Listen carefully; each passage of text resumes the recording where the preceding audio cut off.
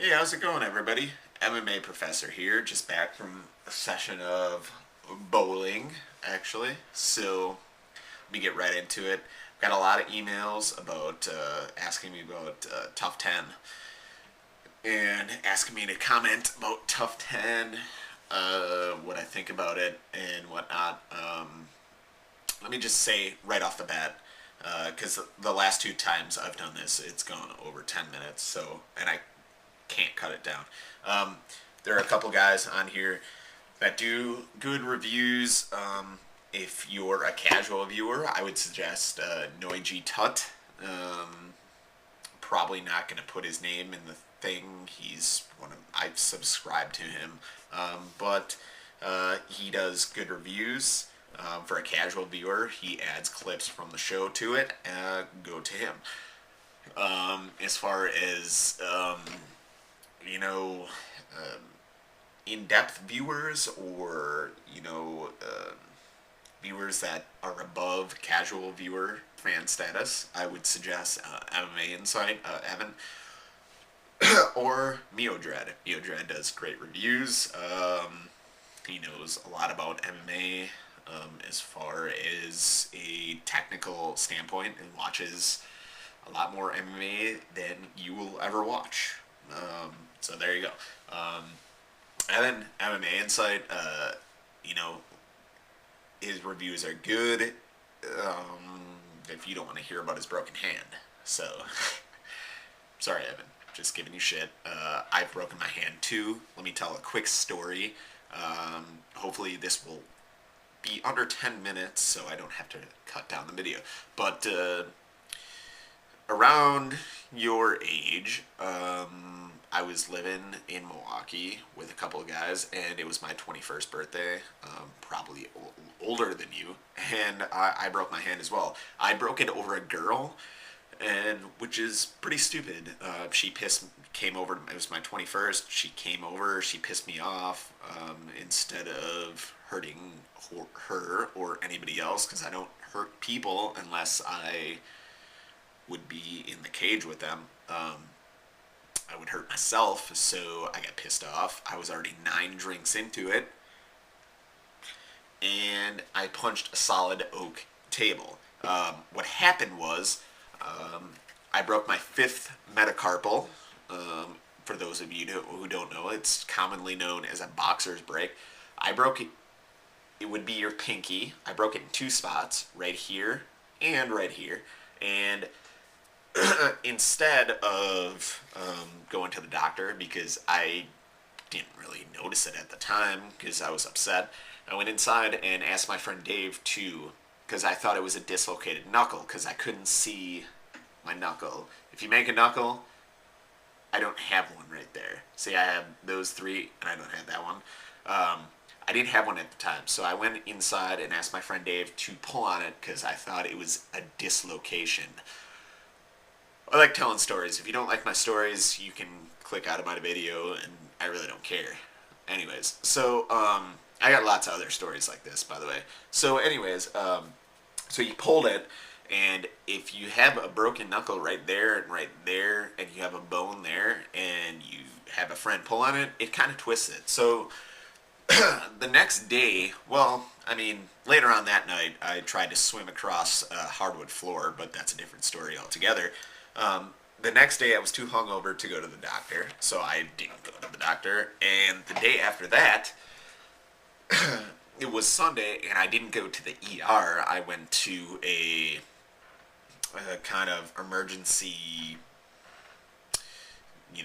clinic type of situation where they don't have the best doctors. They just have, guys out of medical school or whatever.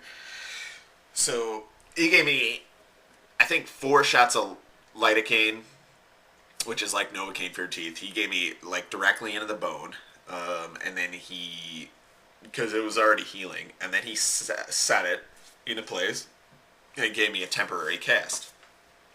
Now with that, since he was an ER doctor or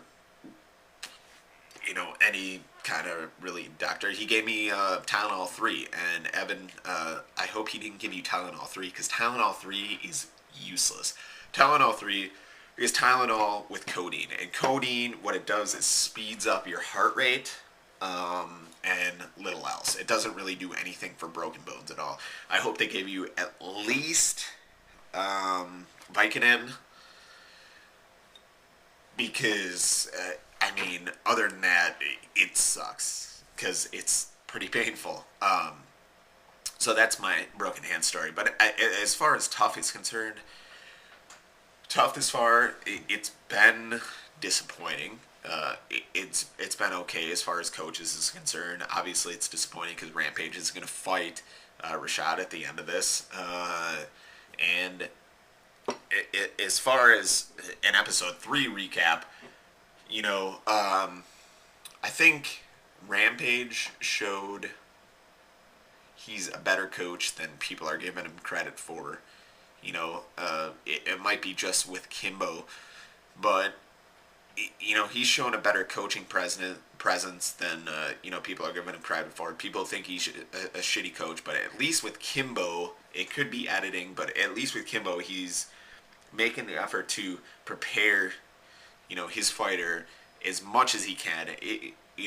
Unbeknownst to everybody else, it's a tough coaching job because you got these guys for 6 weeks. It's not like you've known them for a year, and their weaknesses and their strengths, and like you can game plan around that. It's like you need to know, like, learn that right away, and you need to come up with a strategy right away because it's a 6 week period, and he could be doing right, he could be doing wrong, but he's doing it his way, and you can't blame somebody for that. They're doing it the best way they know how, and whatever. They can edit it whatever way they want. After that, I think Rampage, it's his fighter's best interest. He's doing the best that he can, and you can't really blame a guy for that. As far as impressing me, Kimbo has impressed me more and more. As far as mentally, he knows. In his preparation, he's trying to get ready. He naturally doesn't seem to have the gift for jiu-jitsu. He doesn't buck his hips at all. When he gets in mount, when he gets in side control, he doesn't know how to get out of it. He can't deal with it. He's naturally a stand-up guy, and that's kind of his downfall in MMA. As far as Roy Nelson, I think he's a narcissist. I think he's a dickhead. I think he thinks too much of himself. Every win he gets, no matter who it's against, he conquers Godzilla. I think he has the talent to win this season, and he might be making to the finals.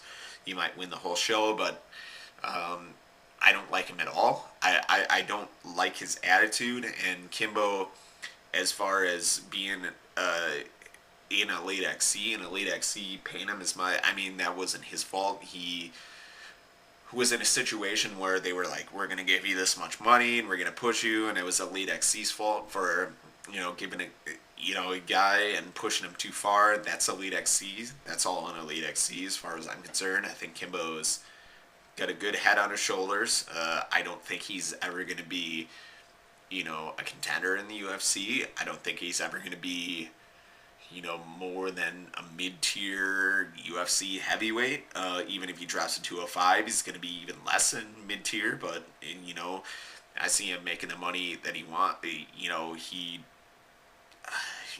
whatever his name deserves, and that's all he's going to want to make. And, at 35, he's not going to have the wherewithal to gain the athletic prowess to ever compete at heavyweight or 205 in the UFC, but he'll make his money, and that's all he cares to do, and that's all I expect him to do, and he brings a name recognition in MMA, and whatever. Roy Nelson is a fat dickhead, and that's all I expect him to be as well. So, as me trying to be a respected, kind of journalist slash MMA type of insider kind of guy, I don't mind saying that about either guy. So that's my thought of it. That's my thought on both guys. On the last episode, congratulations UFC getting 6.1 million viewers, and I'm the MMA professor, and this has been MMA Professor presents Top 10. Stay metal, guys. Later.